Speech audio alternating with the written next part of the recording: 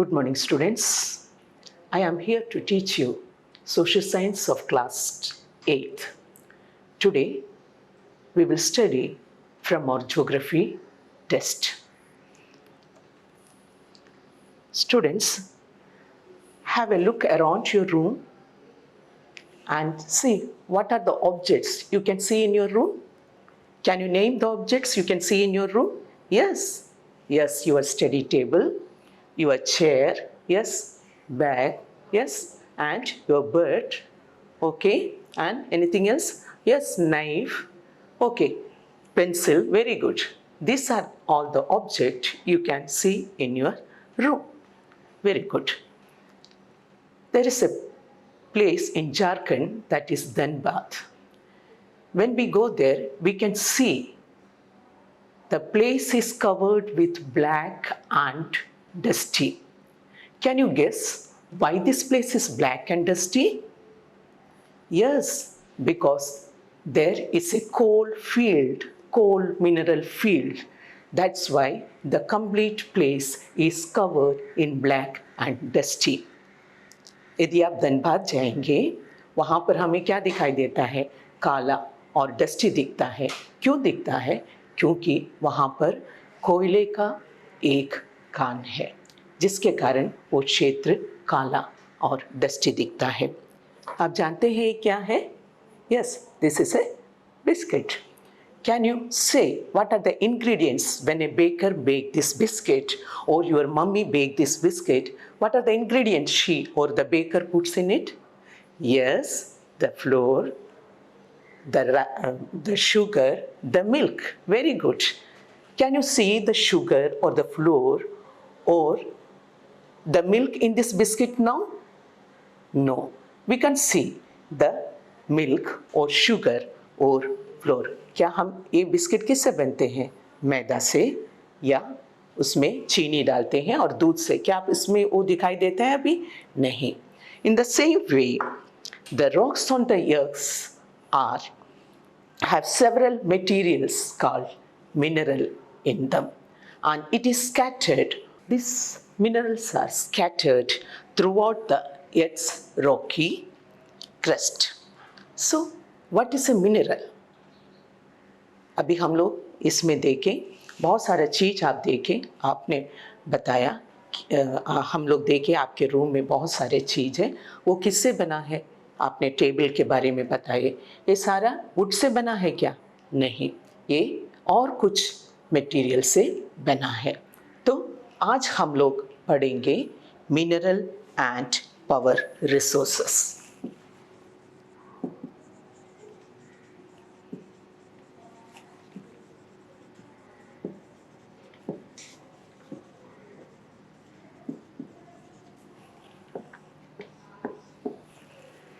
क्या है ये मिनरल? क्या है ये? Naturally occurring substance that has a definite chemical composition is a mineral. What is a mineral? A naturally occurring substance that has a definite chemical composition is a mineral. खनिज हम किसे बोलते हैं? प्राकृतिक रूप से प्राप्त होने वाला पदार्थ जिसका एक निश्चित रासायनिक संगठन हो, उसे हम खनिज कहते हैं. तो इस डेफिनेशन से हमें पता चल जाता है कि खनिज की क्या क्या विशेषता है. खनिज की निम्नलिखित विशेषता है. This minerals are naturally occurring. These minerals are naturally occurring.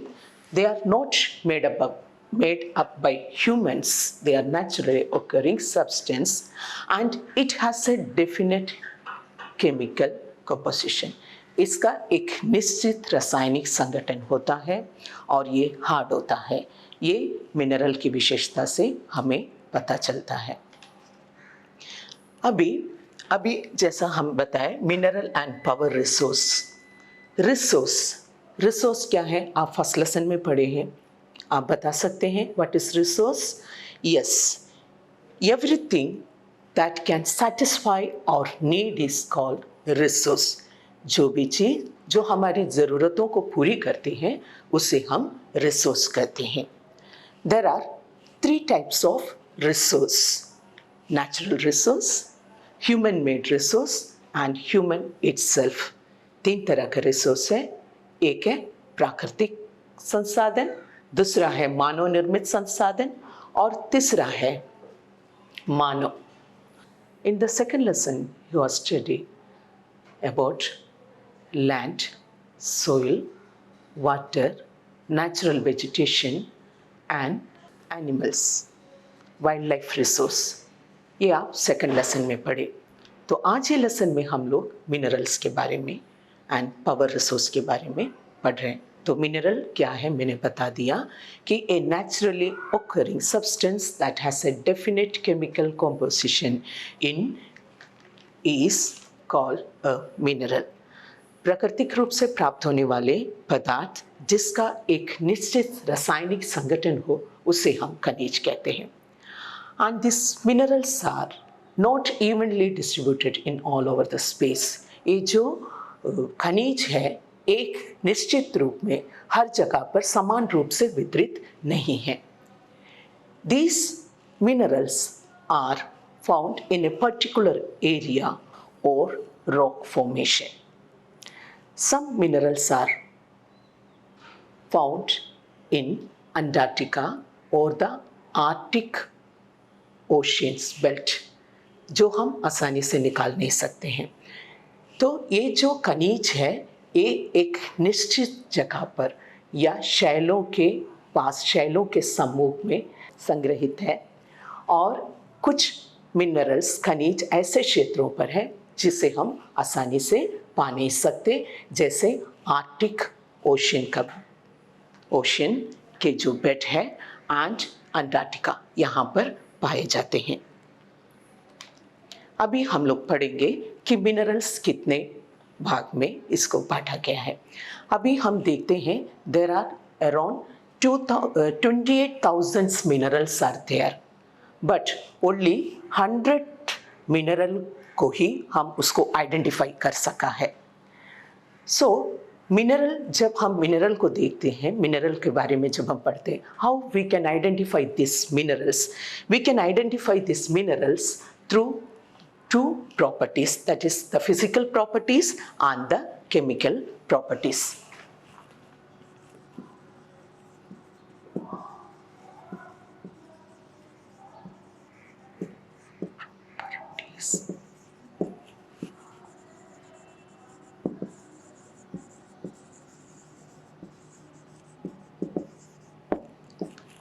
इसके भौतिक गुण और रासायनिक गुण के आधार पर हम खनिजों को पहचान सकते हैं।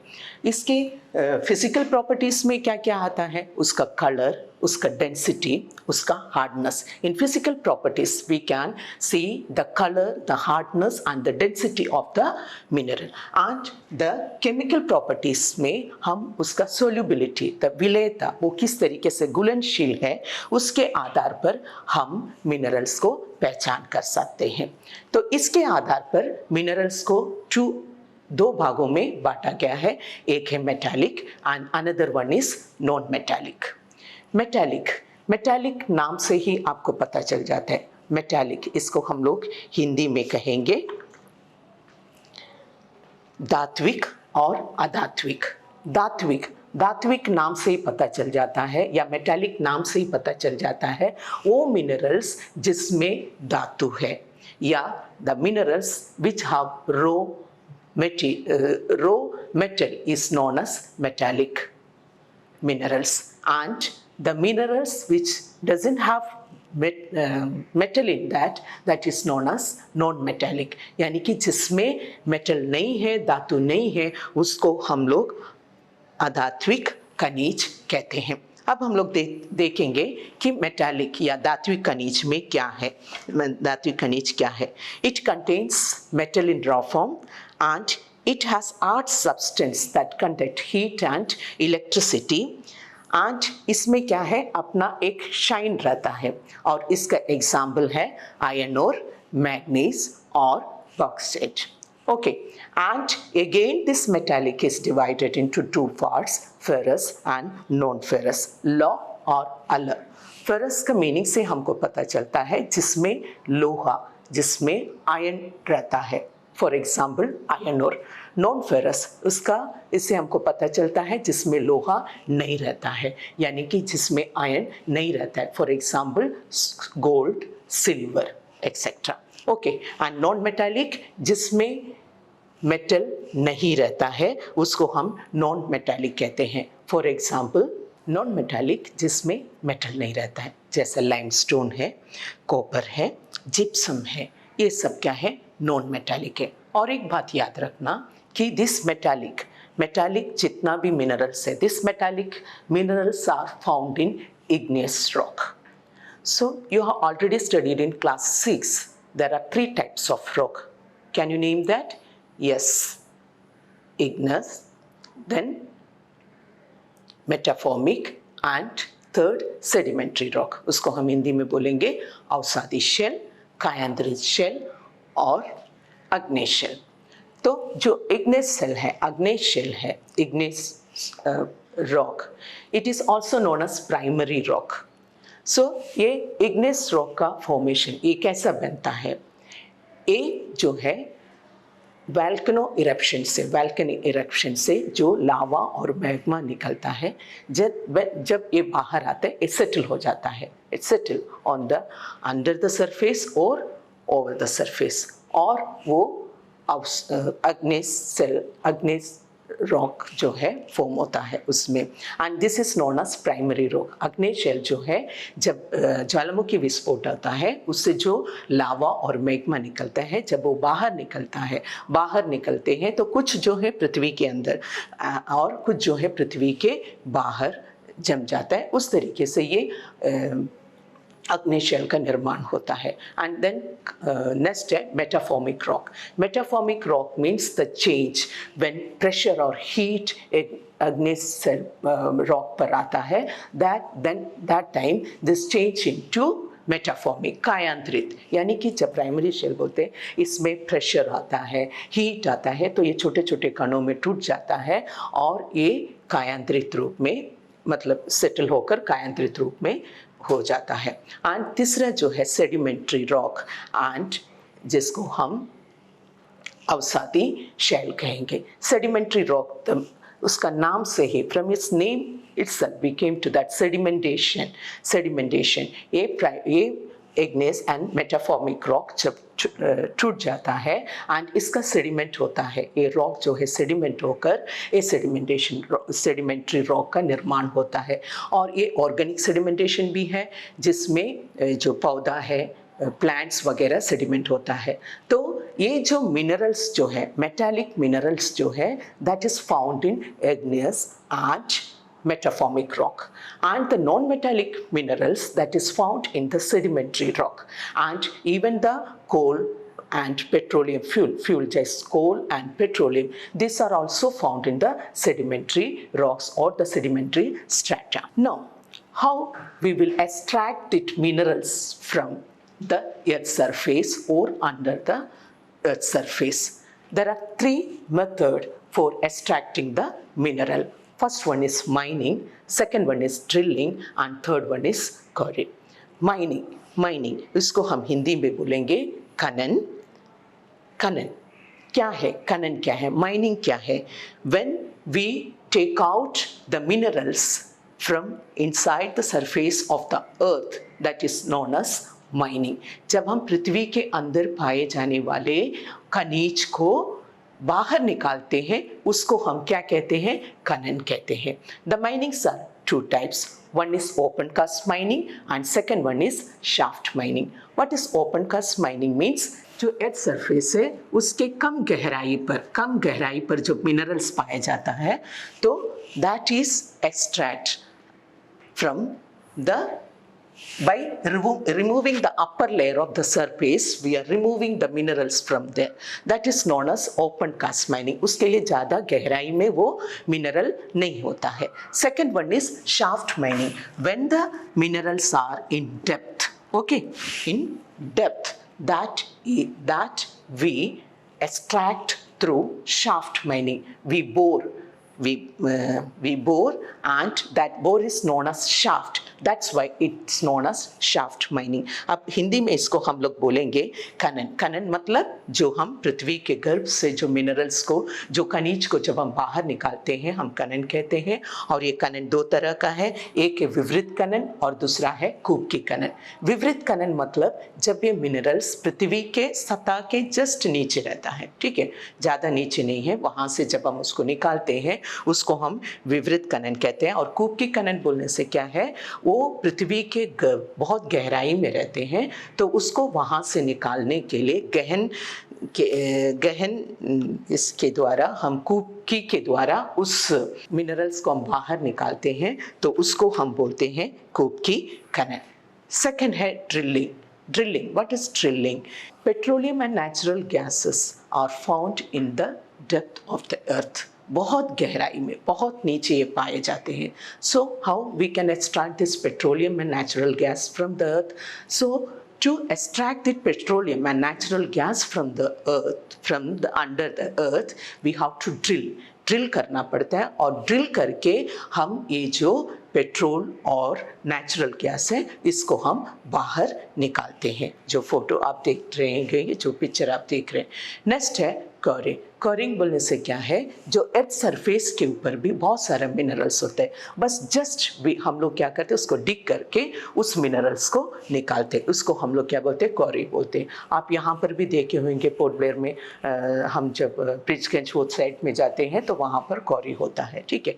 वो क्या है, कोरी मतलब ऊपरी तल पर ही, वो सरफेस के ऊपर ही या थोड़ा नीचे उसको हम लोग निकालते हैं. इसका मेन एग्जाम्पल है जब हम पत्थर को काटते हैं, ठीक है, जब रॉक को हम काट कर हम निकालते हैं, लाइमस्टोन को हम काट कर निकालते हैं, तो वह कोरी.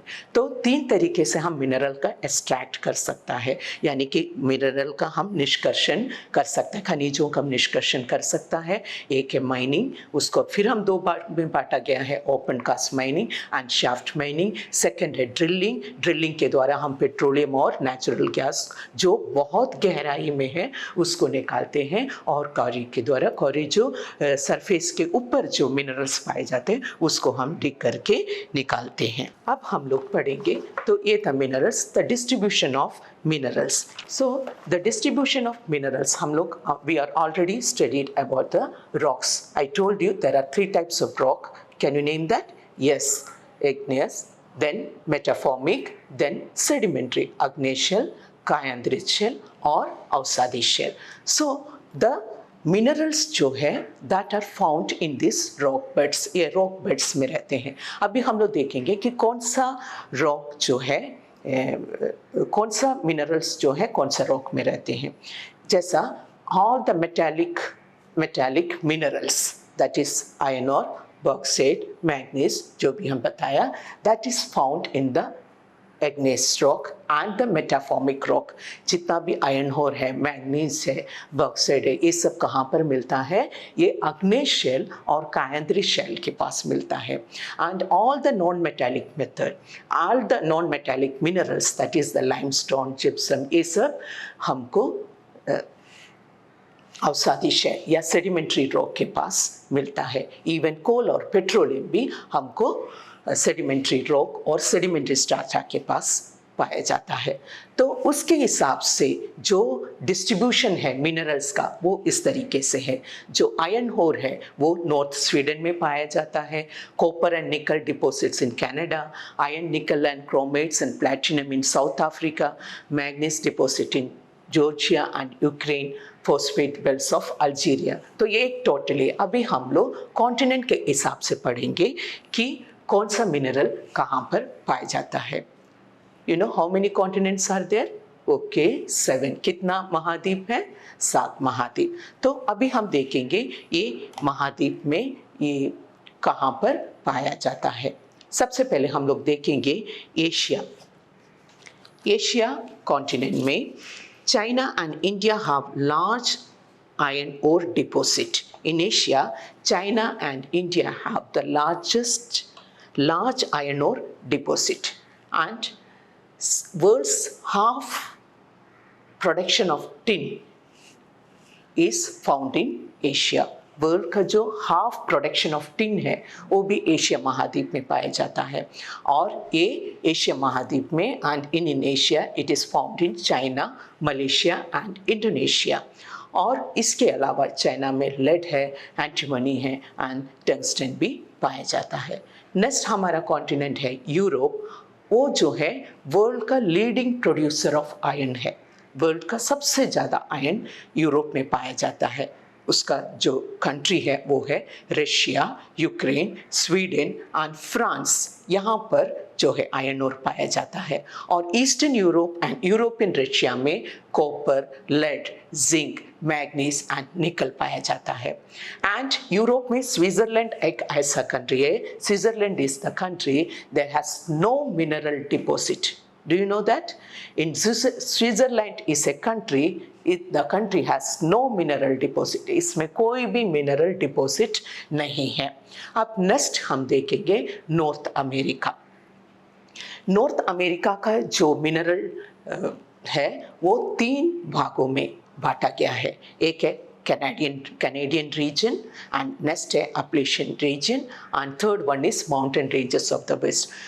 So the Canadian region of north of the Great Lakes, there iron ore, nickel, gold, uranium and copper are found, and the Appalachian region gold are found, and the mountain ranges of the west वहाँ पर copper, lead, zinc, gold and silver मिलते हैं। Next South America.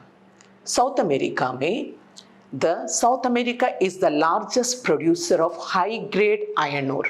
High grade iron ore जो है south America में मिलता है, और वो साउथ अमेरिका का ब्राज़ील में, ये बात याद रखना, the high grade of iron ore is found in Brazil, that is in South America.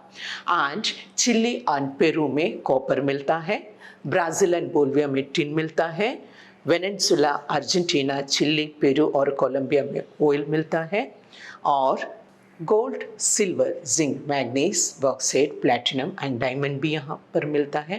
And you know a green diamond is the rarest diamond, and mineral oil is found in Venezuela. Okay, in Africa, the Africa continent is the largest producer of diamond, gold and platinum. And world's large portion of gold producing area is in Africa is South Africa, Zimbabwe and Zaire. और copper, iron and uranium भी यहाँ पर मिलता है। And oil is found in Nigeria, Libya and Angola. और Antarctica में coal and iron मिलता है Antarctica. Then Australia is the largest producer of bauxite and gold, diamond, iron ore, copper, lead, zinc भी यहाँ पर मिलता है, that is are also found in this continent. And Kalgoorlie and Coolgardie areas of the Western Australia have the largest deposit of gold. So ये था हमारा distribution in world में ये जो मिनरल्स का डिस्ट्रीब्यूशन था। अब हम देखेंगे इंडिया में distribution of minerals in India में ये किस तरीके कहाँ पर पाया जाता है, ये हम लोग पढ़ेंगे। मैप जो आपको दिखाया गया उसमें है, और उसके आगे में लिख के दिखाया है, आप चाहिए तो एक स्नैप ले सकता है और आप याद रखने के लिए। ओके, सो आयरन जो है भारत इंडिया में झारखंड, उड़ीसा, छत्तीसगढ़, मध्य प्रदेश, गोवा, महाराष्ट्र एंड कर्नाटका में मिलता है। बॉक्साइट जो है झारखंड, उड़ीसा, छत्तीसगढ़, मध्य प्रदेश, गुजरात, महाराष्ट्र एंड तमिलनाडु में मिलता है। एंड माइका जो है ये झारखंड, बिहार एंड आंध्र प्रदेश एंड राजस्थान में मिलता है। And remember that India is the largest producer of mica and the exporter of mica. You know what is the meaning of export and import? Import क्या है, export क्या है? Import मतलब जब हम दूसरा कंट्री से कुछ भी खरीदते हैं या मंगाते हैं। एक्सपोर्ट मतलब अपना कंट्री से दूसरा कंट्री में भेजते हैं। So mica, India is the largest producer in mica and the exporter. Okay, and next है copper. It is produced in Rajasthan, Madhya Pradesh, Jharkhand, Karnataka and Andhra Pradesh. And manganese जो है महाराष्ट्र, मध्य प्रदेश, छत्तीसगढ़, उड़ीसा, कर्नाटक, आंध्र प्रदेश में मिलता है. Limestone जो है बिहार, झारखंड, उड़ीसा, मध्य प्रदेश, छत्तीसगढ़, राजस्थान में मिलता है. गोल्ड जो है कर्नाटका का कोलार माइन से मिलता है. एंड जो सॉल्ट है ये सी लेक्स से मिलता है और उसका एग्जाम्पल जो है Sambhar lakes in Rajasthan. So this are the distribution of minerals in India. तो हम लोग अभी डिस्ट्रीब्यूशन देखें हर कॉन्टिनेंट में और इंडिया में मिनरल्स का डिस्ट्रीब्यूशन. अभी हम लोग देखेंगे द यूजेस ऑफ मिनरल्स. ये मिनरल्स का यूज़ क्या है, क्या यूज़ है. Minerals are used in many industry. A country's, a nation's development depend on the industry. A nation's development depend on its GDP, and its GDPs come from the industry. Industry is one of the part for the GDP. GDP का एक part है. Industry से भी एक nation का GDP बढ़ता है. तो इंडस्ट्री बहुत इम्पोर्टेंट है. तो हर इंडस्ट्री के लिए मिनरल्स का होना ज़रूरी है. The iron ore is the backbone of industry. Without iron ore, we can't imagine an industry. That's why iron ore is known as the backbone of industry. कोई भी इंडस्ट्री चलाने के लिए आयरन ओर का होना बहुत ज़रूरी है. इसके बिना कोई भी इंडस्ट्री का हम कल्पना नहीं कर सकता है. और एक नेशन का डेवलपमेंट भी उससे होता है. जैसा आप जानते हैं हम गल्फ कंट्री या अरेबियन कंट्रीज़ को बोलते हैं they are very rich. Why they are rich? Because वहाँ पर क्या मिलता है, पेट्रोलियम बहुत मात्रा में मिलता है. तो पेट्रोल की वजह से अरब कंट्रीज़ को हम रिच कंट्रीज़ में माना जाता है. एंड नेक्स्ट है कि और मिनरल से हम क्या बनाते हैं. आप लोग आजकल क्या है, कंप्यूटर इंडस्ट्री में जो सिलिकॉन यूज़ होता है, सिलिकॉन जो यूज़ होता है वो किससे मिलता है, वो क्वार्ट्ज मिनरल से मिलता है. एंड जो aluminium and this aluminium are found in the ore of bauxite से हमको प्राप्त होता है. और इस एल्यूमिनियम के ऊपर all the automobile industries, aeroplane industries, construction, even the kitchen cookware, ये सब भी एल्यूमिनियम से बना है. And remember that the aluminium is very much important in the aeroplane industry because you know the aeroplanes उसका body किससे बनता है, एल्यूमिनियम से बनता है. तो दीज आर ऑल ये मिनरल्स जो है ये बहुत यूजफुल है हमारे लिए क्योंकि इसके द्वारा ही एक नेशन का डेवलपमेंट को हम आका जाते हैं. खाली इंडस्ट्री नहीं है, इंडस्ट्री एक पार्ट है, उसका एक विटल पार्ट है. So for this we have to conserve this minerals. क्योंकि हम इतना ज़्यादा इसको एक्सट्रैक्ट कर रहे हैं, इतना ज़्यादा उपभोग कर रहा है, ये मिनरल्स बहुत जल्दी ख़त्म हो जाएगा. सो द मिनरल्स ये क्या है, आप already you are studied in the first lesson. The resources are classified into two: renewable and non-renewable resources. Renewable resources, you know what is, जो दोबारा बन सकता है, that is water, air, these are all. Non-renewable means it takes lots of year, बहुत साल लगता है इसको दोबारा बनने के लिए. तो ये मिनरल जो है ये क्या है, ये एक नॉन रिन्यूएबल रिसोर्स है. हम जितना इसका एक्सट्रैक्ट करता है, जितना हम इसका उपभोग करता है, उससे उतना वो बनने के लिए हजारों साल लगता है. So we have to conserve this mineral. आपको जो ब्लैक बोर्ड में दिखाया गया है, you think and act. Minerals को हमको क्या करना चाहिए, reduce means in the sense when we are extract these minerals from the earth, from the under surface of the earth. earth के surface के अंदर से जब हम इस मिनरल्स को निकालते हैं तो कोशिश करिए कि इसका वेस्ट रिड्यूस हो सके और कोशिश करिए कि इस मिनरल का हम रीयूज कर सके एंड रिसाइकिल कर सके. Through this reducing wastage and reuse and recycle we can conserve the minerals. There are some questions, you have to answer these questions. Name the following. An example of ferrous minerals. Second, 3 types of rocks. Third question, 2 minerals found in igneous and metamorphic rocks. Now, second, answer the following. Which physical properties will you consider while identifying a mineral? Second question, what is the purpose of drilling? Third question, How will you identify copper content in a rock? Fourth question, each which type of rocks metallic minerals can be found? Next, where are non-metallic minerals generally found? You have to answer these questions. Thank you. Hope you all are understood this lesson. ये lesson आप समझ गए होंगे और if you have any doubts, I will clarify in the next class. Okay, stay home, stay safe. Have a nice day. Thank you.